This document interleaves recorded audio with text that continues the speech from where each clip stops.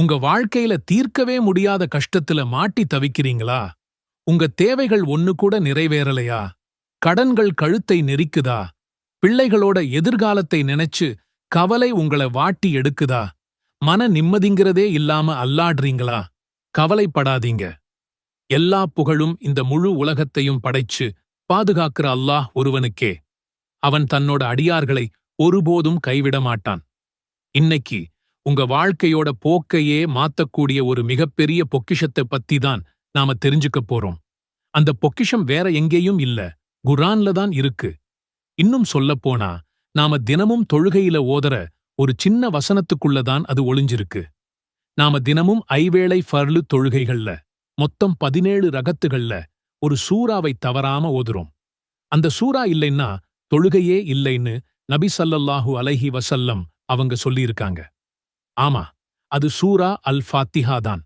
அந்த சூரா அல் ஃபாத்திஹாவுல வர்ற நாம தினமும் 17 முறை கட்டாயம் ஓதக்கூடிய ஒரு அற்புதமான வசனத்தை அதோட ஆழமான அர்த்தத்தோட ஒரு திக்ரா நாம செஞ்சா நம்ம வாழ்க்கையில என்ன நடக்கும்? அப்படிப்பட்ட சக்தி வாய்ந்த வசனம் என்னன்னு தெரிஞ்சுக்கணுமா? இந்த வீடியோவை கடைசி வரைக்கும் பாருங்க.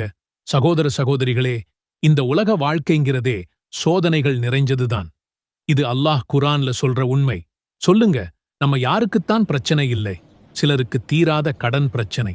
வாங்குன கடனை எப்படி திருப்பிக் கொடுக்கிறதுன்னு தெரியாம ராத்திரி முழுக்க தூக்கமில்லாம கழிக்கிறாங்க. யார்கிட்ட போய் உதவி கேட்கிறதுன்னு தெரியாம தலை குனிஞ்சு நிக்கிறாங்க. இன்னும் சிலருக்கு பிள்ளைகளை பத்தின கவலை. படிச்ச படிப்புக்கு ஒரு நல்ல வேலை கிடைக்கலையே, கல்யாணம் தட்டி போயிட்டே இருக்கே, குழந்தை பாக்கியம் இல்லையேன்னு ஒவ்வொரு நாளும் ஏங்குறாங்க. பிள்ளைகளோட எதிர்காலத்துக்காக ராப்பகலா உழைச்சு கடைசியில கவலையிலேயே மூழ்கிப் போறாங்க. வியாபாரத்துல நஷ்டம், வேலை பார்க்கிற இடத்துல பிரச்சனை, குடும்பத்துக்குள்ள சண்டை, தீராத நோயின்னு நம்ம ஒவ்வொருத்தரும் ஒவ்வொரு விதமான பாரத்தை, ஒவ்வொரு கவலையை சுமந்துகிட்டு தான் வாழ்ந்துட்டு இருக்கோம். இந்த மாதிரி கஷ்டங்கள் வரும்போது மனுஷன் ரொம்ப பலவீனமாகிடுறான். மனசு அலைபாயுது. தன்னோட கஷ்டத்தை யார்கிட்ட சொல்றது, யார்கிட்ட உதவி கேட்கிறதுன்னு புரியாம தவிக்கிறான். சிலர் மனுஷங்க கிட்ட போய் தங்களோட தேவைகளை கேட்கிறாங்க. ஆனா என்ன நடக்குது? சிலர் பரிதாபப்படுவாங்க, ஆனா அவங்களால உதவ முடியாது. இன்னும் சிலரோ நம்மள கேவலமா பார்ப்பாங்க, இல்லைன்னா நம்மளோட இயலாமையை அவங்களுக்கு சாதகமா பயன்படுத்திக்க பார்ப்பாங்க. நல்லா ஞாபகம் வச்சுக்கோங்க, படைப்புகள் கிட்ட கையேந்துறது கடைசியில ஏமாற்றத்தையும் அவமானத்தையும் தான் பரிசா கொடுக்கும். ஒரு நாள் ஜும்மா தொழுகைக்கு இமாம் ஒரு சின்ன பயான் செஞ்சாரு. அதை அவர் தற்செயலா கேட்டாரு. அந்த இமாம் சூரா அல் ஃபாத்திஹாவோட சிறப்பை பத்தி பேசிட்டு இருந்தாரு. சகோதரர்களே, அப்படின்னு அந்த இமாம் ஆரம்பிச்சாரு, நாம ஒவ்வொரு நாளும் கடமையான தொழுகைகள்ல 17 ரகத் தொழுறோம். ஒவ்வொரு ரகத்திலையும் சூரா அல் ஃபாத்திஹாவை ஓதுறோம். அப்படின்னா ஒரு நாளைக்கு குறைஞ்சது 17 தடவை அந்த அத்தியாயத்தை ஓதுறோம். அதுல ஒரு வசனம் வருது, இய்யாக நஅபுது வ இய்யாக நஸ்தஈன். அதென்ன அர்த்தம்? இறைவா, உன்னையே நாங்கள் வணங்குகிறோம், உன்னிடமே நாங்கள் உதவியும் தேடுகிறோம். இங்கே ஒரு உன்னதமான ஹதீஸ் குச்சியை நாம கவனிக்கணும். நபி ஸல்லல்லாஹு அலைஹி வஸல்லம் அவங்க சொன்னாங்க, அல்லாஹ் கூறுகிறான், தொழுகையை, சூரா அல் ஃபாத்திஹாவை எனக்கும் என் அடியானுக்கும் இடையில் 2 பாதிகளாகப் பிரித்துள்ளேன். என் அடியான் கேட்டது அவனுக்கு கிடைக்கும்.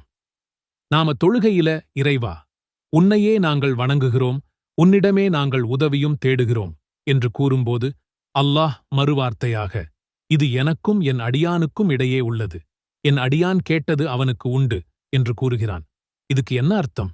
யா அல்லாஹ், என் எல்லா தேவைகளுக்கும், என் எல்லா கஷ்டங்களுக்கும் நான் உதவி தேடுற ஒரே இடம், ஒரே சக்தி நீ மட்டும்தான். இந்த உலகத்துல படைக்கப்பட்ட யார்கிட்டையும் இல்ல, உன்கிட்ட மட்டும்தான் நான் கையேந்துறேன்னு நாம ஒவ்வொரு நாளும் குறைஞ்சது 17 தடவை அல்லாஹ்வுக்கு வாக்குறுதி கொடுக்கிறோம். அல்லாஹ்வும் அதற்குப் பகரமாக நீ கேட்டது உனக்கு உண்டுன்னு சொல்றான். சுப்ஹானல்லாஹ், நான் தினமும் 17 தடவை தொழுகையில அல்லாஹ்வுக்கு இந்த சத்தியத்தை செஞ்சு கொடுக்கிறேன். அல்லாஹ்வும் தருவதாக வாக்குறுதி அளிக்கிறான். ஆனா நிஜ வாழ்க்கையில நாம் என்ன பண்றோம்? கஷ்டம் வந்ததும் மனுஷனைத்தானே தேடி ஓடுறேன். என் முழு நம்பிக்கையையும் அல்லாஹ் மேல வைக்க நாம் தவறிவிட்டோம். எப்போ ஒரு அடியான் மனுஷங்க மேல இருக்கிற நம்பிக்கைய விட்டுட்டு முழுசா அல்லாஹ் மேல மட்டும் நம்பிக்கை வைக்கிறானோ அப்போ அல்லாஹ்வோட உதவி எதிர்பாராத வழிகளில் வர ஆரம்பிக்குது. தினமும் 5 வேளை தொழுகையின் 17 ரகத்களிலும் இந்த வசனத்தை ஓதும்போது அல்லாஹ் எனக்கு இப்போது பதிலளிக்கிறான் என்ற எண்ணத்தோடு அர்த்தத்தை உணர்ந்து ஓதுங்கள். தூய மனதோடு இதைச் சொல்லும்போது உங்க இதயம் முழுசா அல்லாஹ் ஒருவனை மட்டுமே நம்பியிருக்கணும். உறுதியான நம்பிக்கையுடன் நான் கேட்கிறேன், என் இறைவன் நிச்சயம் பதில் கொடுப்பான் என்ற உறுதியான நம்பிக்கையோட கேளுங்க. அன்றாட திக்ராக மாற்றுங்கள். இதற்கு மார்க்கத்தில் குறிப்பிட்ட எண்ணிக்கை எதுவும் நியமிக்கப்படவில்லை. எனவே எண்ணிக்கையை விட உங்கள் இதயத்தின் தரம்தான் முக்கியம்.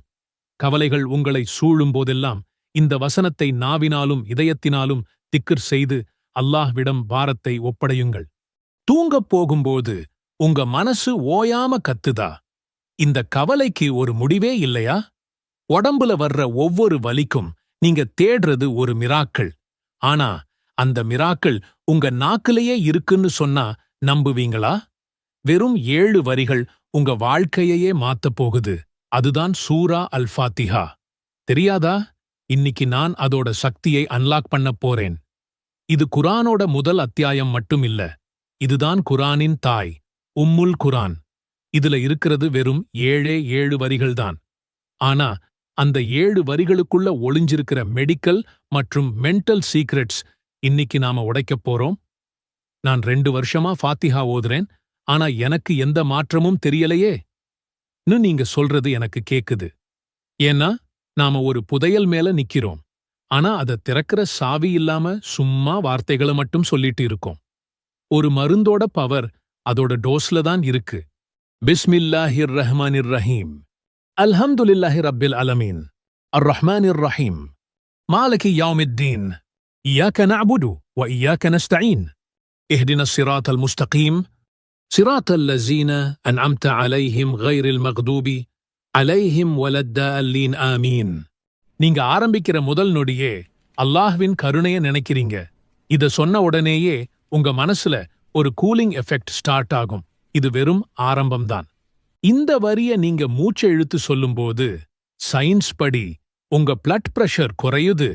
இது ஒரு இன்ஸ்டன்ட் மெடிக்கல் ஹேக். நபி ஸல்லல்லாஹு அலைஹி வஸல்லம் அவர்களே இத ஒரு ஹீலிங் மந்திரம் மாதிரி யூஸ் பண்ணிருக்காங்க. 4 வரி சொல்லி ஊதினதுக்கே நோய் ஓடிப்போச்சுன்னா யோசிச்சு பாருங்க. அதோட பவர்.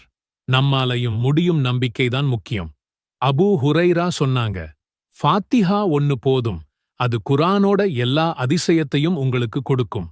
சோ இனிமே நீங்க ஃபாத்திஹா ஓதும்போது முதல்ல அதோட அர்த்தத்தை உங்க மனசுக்குள்ள கொண்டு வாங்க. ஒவ்வொரு வார்த்தையையும் நிதானமா சொல்லுங்க. இது ஒரு பிரெயின் ரிலாக்சிங் டெக்னிக். ஒரு நாளைக்கு குறைஞ்சது 7 தடவை ஓதுங்க. நோய் வர்றதுக்கு முன்னாடி தடுக்கிறது தான் பெஸ்ட். நான் உங்களுக்கு ஒரு சேலஞ்ச் தர்றேன். இப்பவே ஒரு தடவை ஃபாத்திஹாவை மனசார ஓதிட்டு கமெண்ட்ஸ்ல ஆமீன்னு டைப் பண்ணுங்க.